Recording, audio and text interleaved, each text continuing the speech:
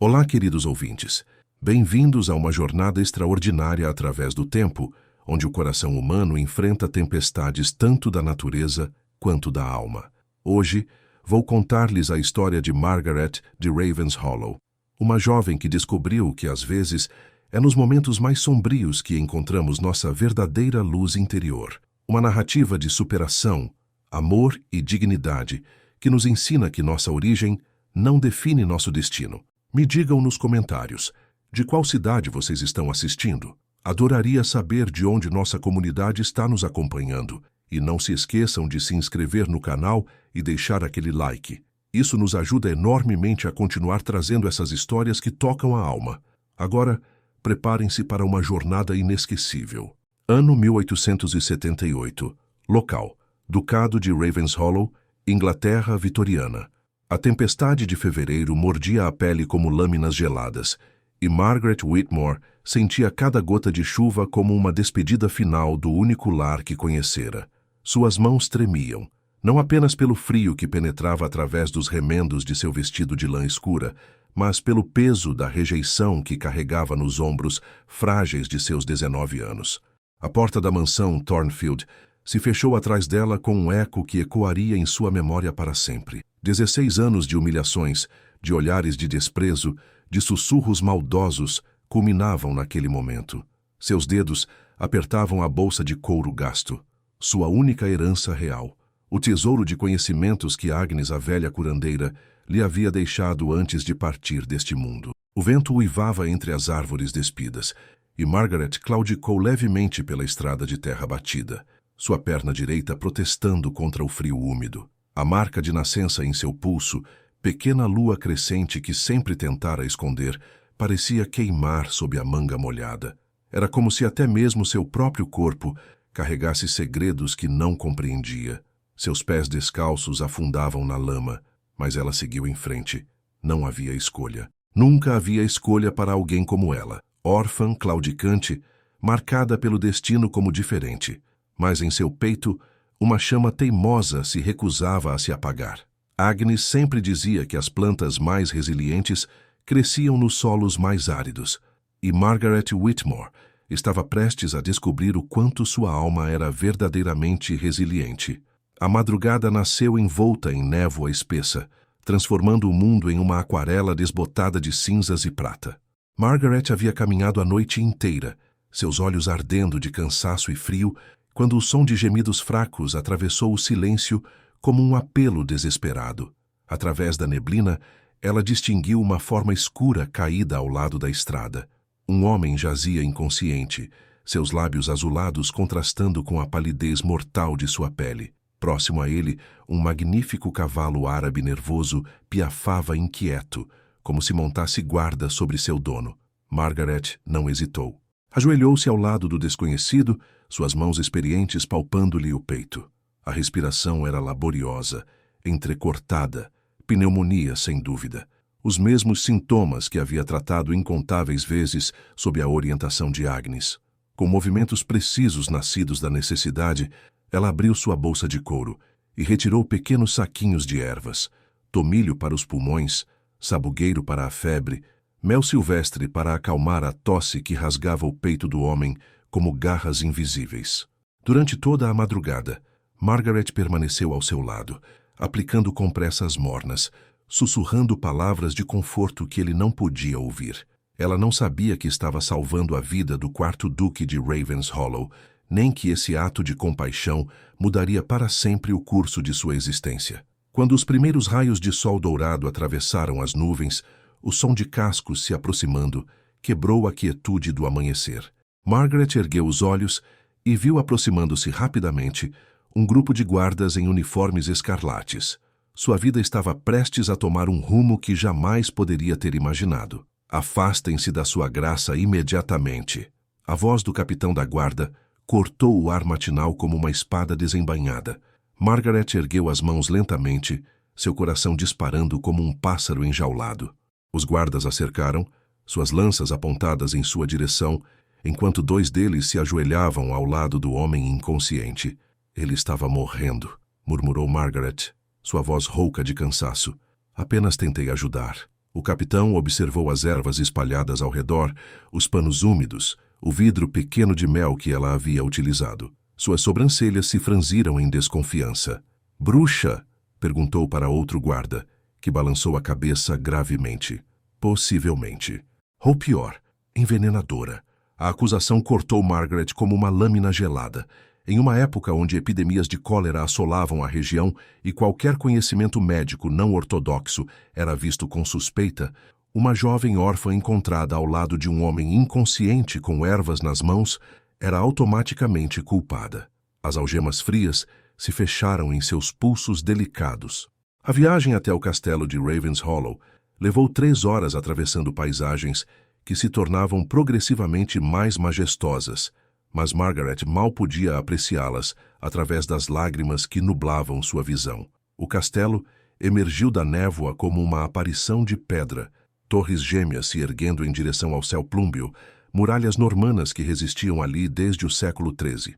O brasão ducal esculpido no portão principal mostrava um corvo segurando um ramo de oliveira, poder e paz em delicado equilíbrio. Margaret foi conduzida através de corredores ecoantes até a torre leste, onde a encerraram em um quarto que outrora servira aos pajens. A porta se fechou com um clique definitivo, deixando-a sozinha com seus pensamentos tortuosos e o aroma de lavanda que ainda impregnava as pedras antigas. Do lado de fora da pequena janela gradeada, ela podia ouvir o movimento crescente de pessoas no pátio. Palavra se espalhava rapidamente. O Duque de Ravenshollow havia sido encontrado quase morto, e sua possível assassina aguardava julgamento. 2 dias se arrastaram como séculos na Torre Leste. Margaret contou cada pedra da parede, cada tábua do assoalho, cada nuance de luz que filtrava através da janela gradeada. O silêncio era quebrado apenas pelos sinos distantes, que marcavam as horas, e pelo murmúrio constante de atividade no pátio abaixo. Na manhã do 3º dia, passos ecoaram no corredor de pedra. A porta se abriu para revelar 2 guardas, e entre eles, um homem que Margaret reconheceu mesmo nunca tendo visto antes. Dr. Henry Pemberton, médico da corte, cuja reputação precedera sua presença. "Levante-se", ordenou ele, seu olhar percorrendo Margaret com a frieza de quem examina um espécime. Sua graça desperto e deseja vê-la. O grande salão do castelo se estendia diante de Margaret como uma catedral secular. Tapeçarias medievais adornavam as paredes, retratando cenas de caçadas e batalhas antigas.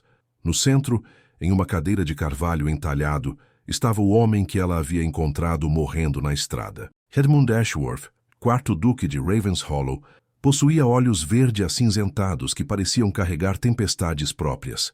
Seus cabelos castanho escuros estavam ligeiramente despenteados, e uma pequena cicatriz na sobrancelha esquerda lhe conferia uma expressão de perpétua concentração. Mesmo enfraquecido pela doença, sua presença preenchida o ambiente com autoridade natural. "Aproxime-se", disse ele, sua voz profunda, mas ainda rouca dos efeitos da pneumonia. Margaret obedeceu, cada passo ecoando no mármore frio. Quando esteve próxima o suficiente, Edmund estudou seu rosto com uma intensidade que a fez corar. "Você me salvou", disse ele finalmente. Não era uma pergunta. "Tentei ajudar", murmurou Margaret mantendo os olhos baixos. "E, no entanto", interveio Dr. Pemberton, "encontramos você com ervas suspeitas, métodos não ortodoxos. Como sabemos que não tentou prejudicar sua graça antes de tentar ajudar?" O silêncio que se seguiu era carregado de tensão. Margaret sentia o peso de todos os olhares sobre ela, mas uma nova determinação se acendeu em seu peito. "Por quê?", disse ela, erguendo finalmente os olhos para encontrar os de Edmund. "Quando você vê alguém sofrendo, não calcula, simplesmente age. É o que o coração nos ensina a fazer." Edmund inclinou ligeiramente a cabeça, e Margaret captou algo em seu olhar, não apenas gratidão, mas curiosidade genuína, como se ela tivesse apresentado um enigma que ele estava determinado a resolver. O que começou como um interrogatório se transformou em algo inusitado. Margaret foi designada para auxiliar na recuperação completa do Duque, sob a vigilância constante de Dr. Pemberton. Era uma situação sem precedentes, uma órfã cuidando da saúde de um dos homens mais poderosos da Inglaterra. Todas as manhãs, Margaret preparava infusões específicas para fortalecer os pulmões ainda frágeis de Edmund. O aroma de eucalipto e hortelã logo se tornou familiar nos corredores da ala ducal. Ela trabalhava em silêncio, suas mãos hábeis preparando cataplasmas e tônicos, enquanto observava discretamente a rotina de Edmund. O duque se revelou muito diferente do que ela imaginara. Passava horas em sua biblioteca particular, lendo tratados de botânica e medicina moderna. Fazia perguntas perspicazes sobre as propriedades das plantas que ela utilizava, demonstrando uma mente curiosa e aberta ao conhecimento. Agnes me ensinou que cada planta tem uma personalidade, explicou Margaret certa tarde, enquanto Edmund observava ela preparar um xarope de sabugueiro. Algumas são guerreiras, outras são curandeiras. É preciso conhecer sua natureza para utilizá-las corretamente. Agnes? Perguntou Edmund, sua atenção se concentrando completamente nela. A curandeira que me criou depois que meus pais faleceram. Ela sabia coisas que os livros não ensinam. Dr. Pemberton, que observava de um canto da sala, suspirou com impaciência. Superstições populares não substituem ciência médica, sua graça. Mas Edmund não desviou o olhar de Margaret. E, no entanto, Dr. Pemberton, minha recuperação tem sido notavelmente rápida desde que essas superstições começaram a ser aplicadas. A tensão entre os dois métodos médicos criava um ambiente de constante debate silencioso. Margaret sentia-se no centro de uma tempestade intelectual, mas gradualmente percebia que estava ganhando não apenas a confiança de Edmund, mas também seu respeito. Foi nessa época que ele mencionou casualmente seu pupilo William, um menino órfão que vivia no castelo desde que seus pais morreram em um incêndio. Ele não fala, disse Edmund com tristeza. Não desde o trauma. Talvez você possa conhecê-lo. Margaret assentiu, não sabendo que estava prestes a encontrar uma alma tão ferida quanto a sua, mas infinitamente mais jovem e vulnerável. A ala infantil do castelo era um mundo à parte, decorada com tapetes macios e brinquedos de madeira entalhada. Mrs. Blackwood, a governanta de cabelos prateados e olhos bondosos, guiou Margaret através dos cômodos com uma mistura de curiosidade e ceticismo. William é um menino especial, explicou ela, sua voz carregada de afeição maternal. Pequeno para seus 7 anos, mas com uma inteligência que brilha em seus olhos. Só que, bem, você verá. Eles encontraram William no alto de uma estante de livros, encolhido como um pequeno pássaro ferido. Seus cabelos loiros caíam sobre olhos azuis que observavam tudo ao redor com uma mistura de curiosidade e terror. Ao ver Margaret, ele se encolheu ainda mais, como se quisesse desaparecer entre os volumes encadernados em couro. Margaret não tentou se aproximar imediatamente. Em vez disso, sentou-se no chão macio e retirou de sua bolsa um pequeno objeto que carregava desde os tempos com Agnes. Uma flauta de madeira simples, polida pelo uso e pelo carinho. As primeiras notas flutuaram no ar como borboletas douradas. Uma melodia antiga que Agnes costumava tocar para acalmar crianças febris.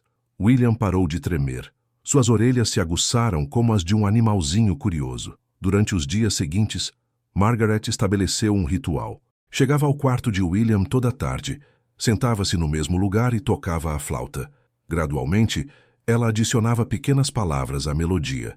Histórias sobre plantas que podiam curar tristezas, sobre animais da floresta que protegiam crianças perdidas. Na primeira semana, William desceu da estante. Na segunda semana, ele se sentou próximo o suficiente para tocar, com um dedo hesitante, a madeira polida da flauta. Na terceira semana, Margaret lhe ofereceu um pequeno cavalo de madeira que ela havia entalhado durante as noites insones na torre. William o segurou contra o peito como se fosse o tesouro mais precioso do mundo. Mrs. Blackwood observava esses progressos com olhos arregalados de admiração. Em 2 anos, murmurou ela, ninguém conseguiu que ele descesse da estante por vontade própria. Como você fez isso? Margaret sorriu suavemente, observando William acariciar seu cavalo de madeira. Não fiz nada além de reconhecer nele algo que eu mesma conheço bem, a sensação de estar perdido no mundo. Às vezes, tudo o que precisamos é saber que não estamos sozinhos nessa sensação. E no silêncio carregado de compreensão que se seguiu, todos puderam sentir que algo muito especial estava começando a florescer nas antigas paredes do castelo de Ravenshollow. O outono chegou ao ducado pintando as árvores com tons dourados e carmesins.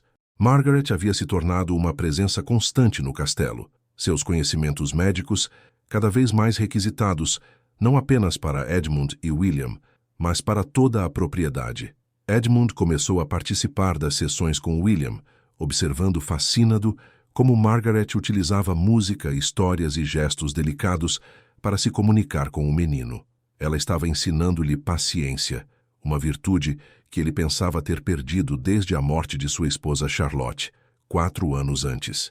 Ele está melhorando, comentou Edmund certa tarde, observando William brincar silenciosamente com pequenos soldados de madeira. Você tem um dom. Não é dom, respondeu Margaret, organizando suas ervas secas sobre uma mesa próxima à janela. É reconhecimento. Quem já se sentiu rejeitado sabe reconhecer essa dor nos outros.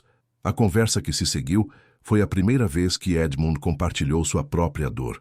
Falou sobre Charlotte, uma mulher de riso cristalino que morreu em seus braços durante uma epidemia de difteria. Falou sobre a culpa que carregava por não ter conseguido salvá-la, por ter acesso aos melhores médicos e, ainda assim, ter se sentido completamente inútil. A medicina tem limites, disse Margaret suavemente.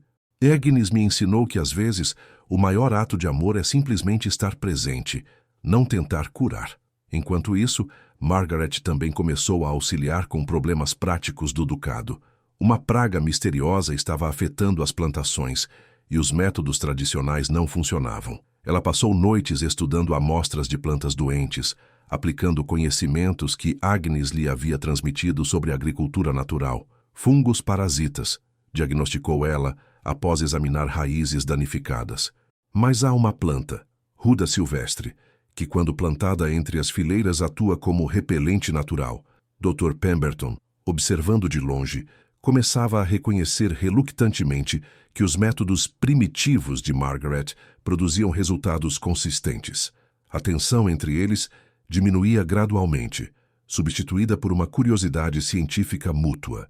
Nas noites mais longas, quando William já dormia e os cuidados médicos do dia haviam terminado, Edmund e Margaret se encontravam na biblioteca. Ela aprendia sobre administração e economia rural, enquanto ele absorvia conhecimentos sobre fitoterapia e medicina natural. Entre os livros antigos e o aroma de pergaminho, uma intimidade delicada crescia, não baseada em atração física, mas em reconhecimento mútuo de almas que haviam enfrentado perdas profundas e escolhido continuar vivendo com dignidade. Era uma conexão que transcendia diferenças sociais, uma que se construía sobre fundamentos de respeito, admiração e, gradualmente, algo mais profundo que nenhum dos dois ousava nomear ainda. Novembro trouxe os primeiros ventos gelados do inverno, e com eles, uma situação que testaria todos os progressos conquistados. Era uma tarde cinzenta, quando Mrs. Blackwood acendeu a grande lareira no salão principal para afastar o frio que se infiltrava pelas antigas pedras do castelo. O crepitar das chamas e o aroma da lenha queimando criavam uma atmosfera acolhedora, mas para William, que brincava próximo dali com seus soldados de madeira, o som desencadeou uma tempestade de memórias. O menino começou a tremer violentamente. Seus olhos se arregalaram de terror, fixando-se nas chamas dançantes como se visse ali demônios de seu passado. Em segundos, ele estava encolhido no chão, braços cobrindo a cabeça, ofegando em pânico como um animal encurralado. William, Mrs. Blackwood correu para ele, mas o menino se afastou de qualquer toque, emitindo sons guturais de medo que cortaram o coração de todos os presentes. Margaret chegou correndo, atraída pelos gritos. Ela avaliou a situação rapidamente. O ataque de pânico era severo, e métodos convencionais de conforto só piorariam o estado do menino. Afastem-se, disse ela calmamente, ajoelhando-se no chão a uma distância segura de William. Não tentem tocá-lo. Em vez disso, ela começou a respirar deliberadamente, inspirações profundas e expirações longas e audíveis. Sua voz emergiu como um sussurro rítmico, contando uma história sobre um pequeno coelho que se perdeu na floresta durante uma tempestade e encontrou abrigo seguro em uma caverna aconchegante. Gradualmente, William começou a sincronizar sua respiração com a dela. Margaret retirou discretamente um pequeno sachê de camomila de sua bolsa esmagando-o levemente para liberar o aroma calmante. Você está seguro, murmurou ela, sua voz como mel morno.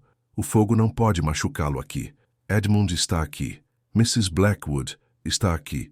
Você não está sozinho. Foram necessários 20 minutos para que William se acalmasse completamente. Quando finalmente ergueu os olhos, eles estavam vermelhos de lágrimas, mas já não havia pânico, apenas uma vulnerabilidade profunda que partiu o coração de todos os presentes.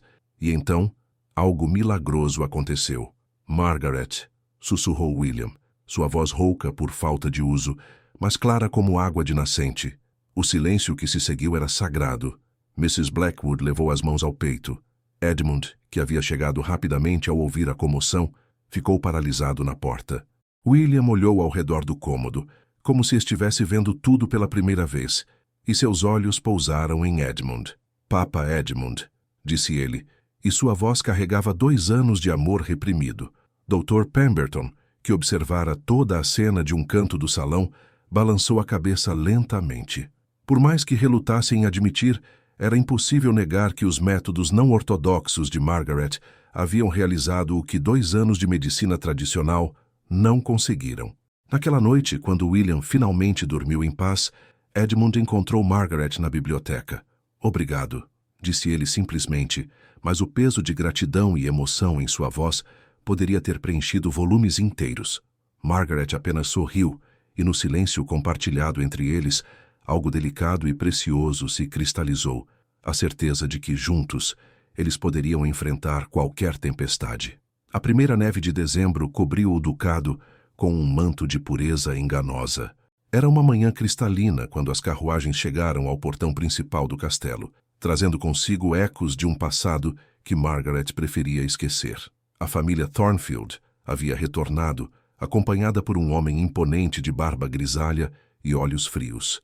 Sir Reginald Morrison, magistrado regional. O som das rodas nas pedras do pátio pareceu a Margaret como tambores anunciando uma execução. Sua Graça, disse Mr.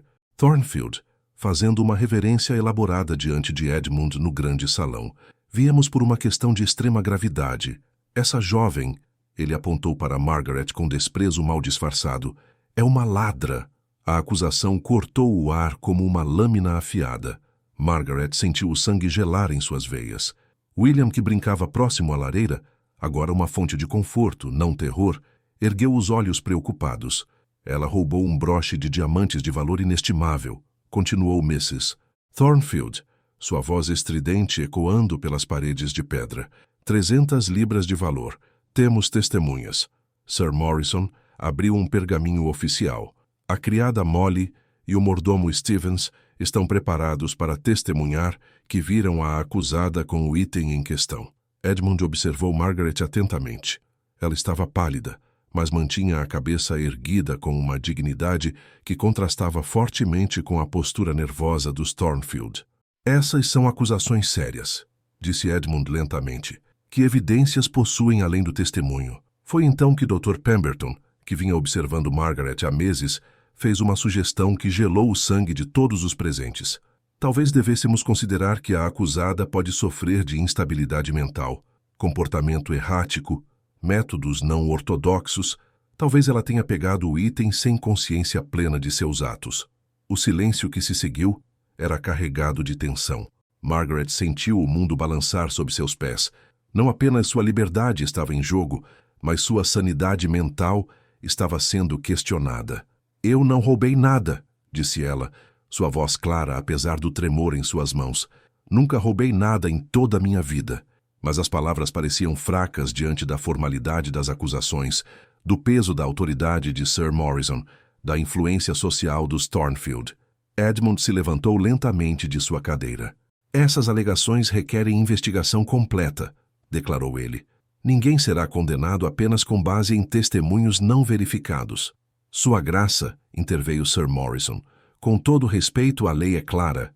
E a justiça, cortou Edmund, sua voz carregando toda a autoridade de séculos de linhagem ducal, exige que a verdade seja estabelecida antes de qualquer julgamento. Margaret olhou para ele com gratidão transbordante, mas no fundo de seu coração, um medo gelado se instalou. O passado havia voltado para assombrá-la, e desta vez, as consequências poderiam ser devastadoras não apenas para ela, mas para William, para Edmund, para todos que haviam aprendido a confiar nela. A batalha pela verdade estava prestes a começar. Edmund não perdeu tempo. Na manhã seguinte ao confronto, ele despachou uma carta expressa para Londres, contratando os serviços de Mr. Jonathan Gray, um investigador privado cuja reputação de descobrir verdades inconvenientes era lendária entre a aristocracia. Enquanto isso, Margaret permaneceu em uma situação delicada, não mais prisioneira, mas sob constante vigilância. Dr. Pemberton havia se oferecido para observar seus comportamentos em busca de sinais de instabilidade, uma situação que a deixava constantemente tensa. William percebeu a mudança imediatamente. O menino, que havia feito progressos extraordinários, começou a se retrair novamente, preocupado com a tristeza que via nos olhos de Margaret. Durante uma sessão de música, ele se aproximou dela e sussurrou. Margaret, triste? Um pouco, admitiu ela, tocando suavemente os cabelos dourados do menino. Mas vai ficar tudo bem. Edmund passava horas em correspondência, coordenando a investigação à distância. Sua determinação em provar a inocência de Margaret era evidente para todos no castelo, mas também levantava sussurros entre os criados. Afinal, por que um duque se empenharia tanto por uma órfã? Mr. Gray chegou ao fim da primeira semana, um homem magro de meia-idade com olhos penetrantes e uma capacidade notável de fazer perguntas que ninguém mais pensara em fazer. Quando exatamente perceberam o desaparecimento do broche? Foi sua primeira pergunta aos Thornfield. No dia seguinte à partida dela, respondeu Mrs. Thornfield nervosamente. E vocês procuraram em todos os lugares possíveis antes de concluir que havia sido roubado? As perguntas continuaram, cada uma mais específica que a anterior. Mr. Gray examinou os quartos de Margaret na casa dos Thornfield, conversou separadamente com as supostas testemunhas, investigou as finanças da família. No terceiro dia, ele fez uma descoberta intrigante. Os Thornfield deviam quantias significativas a agiotas de Londres. No quarto dia, encontrou discrepâncias nos testemunhos de Molly e Stevens, pequenas contradições que sugeriam ensaio prévio. No quinto dia, Mr. Gray descobriu algo que mudaria tudo. Uma carta escondida entre os pertences pessoais de Agnes, a antiga curandeira, que havia sido preservados por Margaret com carinho religioso. A carta estava selada com cera vermelha e endereçada a Margaret. A tinta havia esmaecido com o tempo, mas as palavras eram legíveis. Minha querida criança, se você está lendo isto, é porque chegou o momento de conhecer a verdade sobre suas origens. Edmund e Mr. Gray leram a carta na biblioteca, sob a luz dourada das velas. O que descobriram deixou ambos em silêncio chocado.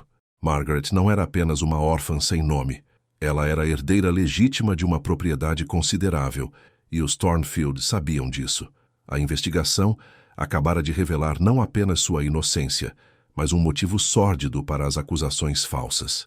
A biblioteca do castelo nunca havia abrigado uma reunião tão tensa. Margaret estava sentada em uma poltrona de couro gasto, rodeada por Edmund, Mr. Gray, Dr. Pemberton e, a pedido dela, Mrs. Blackwood, que se tornara uma presença materna em sua vida. Margaret, começou Mr. Gray, sua voz gentil, mas firme. Você conhecia Lord Thomas Fairfax de Westmoreland? Nunca ouvi esse nome, respondeu ela honestamente, suas sobrancelhas franzidas em confusão.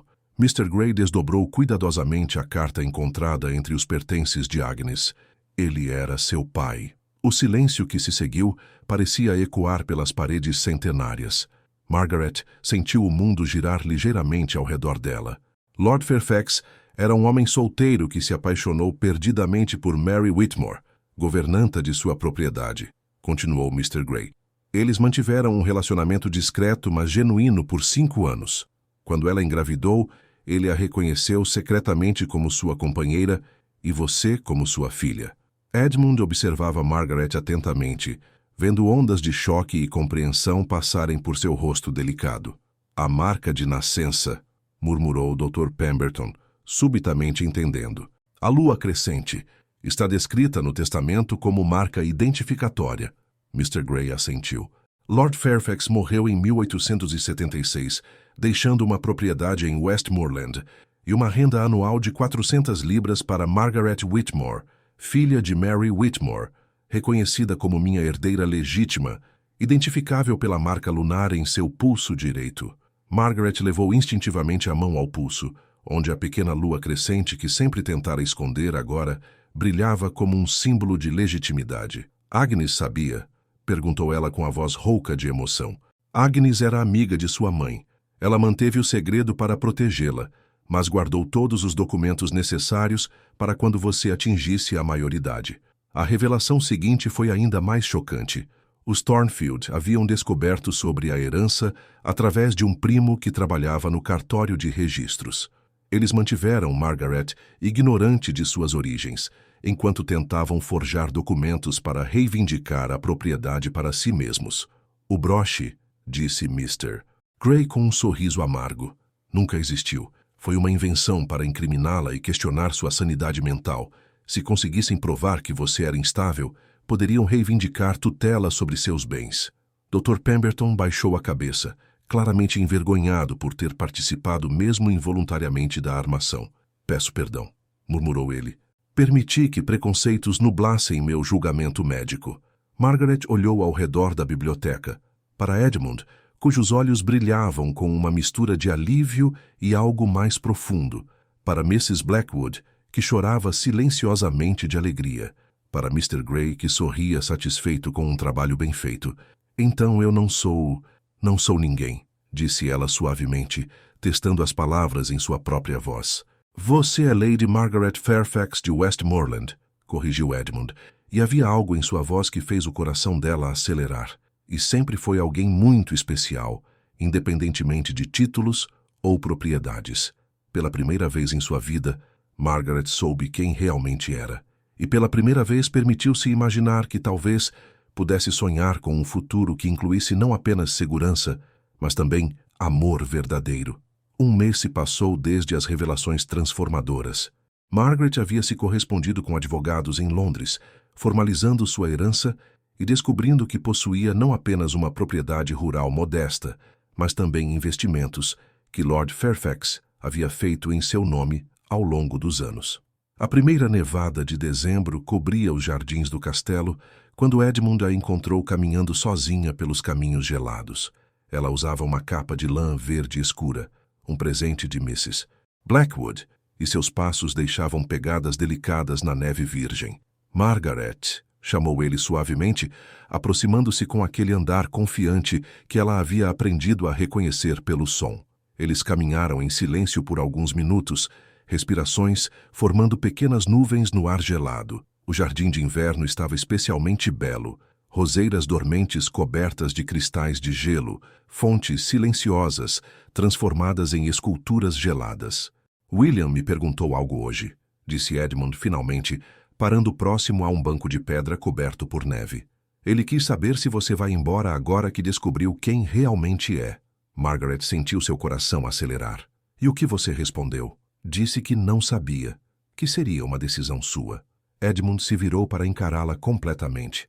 Mas espero sinceramente que a resposta seja não. O momento se esticou entre eles, carregado de possibilidades não expressas. Margaret podia ouvir apenas o vento suave entre os galhos nus e os batimentos de seu próprio coração.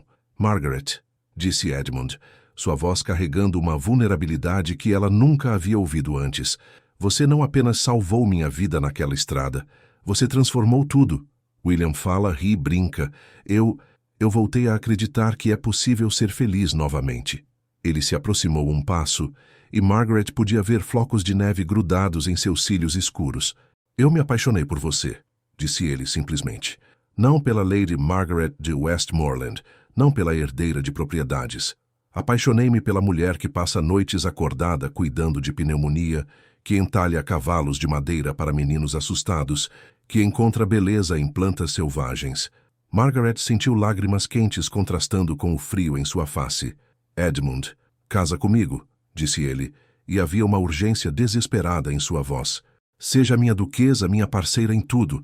Juntos podemos cuidar de William, do ducado um do outro. A resposta de Margaret veio não em palavras, mas em um sorriso radiante que pareceu iluminar todo o jardim coberto de neve.